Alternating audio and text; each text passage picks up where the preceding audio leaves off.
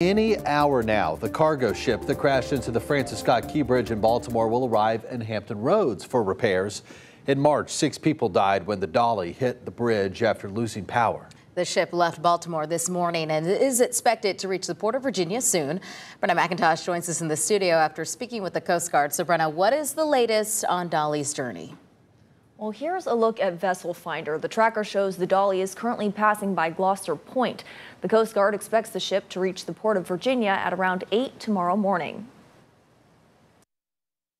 The Dali is headed to Norfolk, months after the cargo ship lost power and crashed into the Francis Scott Key Bridge in Baltimore, killing 6 construction workers. I don't think anyone could really, foresee something like that level of devastation happening in the United States. The U.S. Coast Guard is assisting the Dali on its roughly 24-hour transit to the port of Virginia. Commander of Coast Guard Sector Virginia, Captain Jennifer Stockwell, says the Dali left Baltimore at around 8 this morning. We have the Coast Guard cutter Sailfish escorting the vessel, along with 4 towing vessels and a vessel from the salvage team as well. A USCG spokesperson says the Dali is headed to Virginia International Gateway to offload roughly 1,500 cargo containers. Then the ship will move to Norfolk International Terminal for extensive repairs. We understand there's a lot of interest in this vessel, but there's also still a lot of danger to this. Captain Stockwell says there are temporary safety zones around the Dali. People are urged to stay at least 500 yards away from the Dali during transit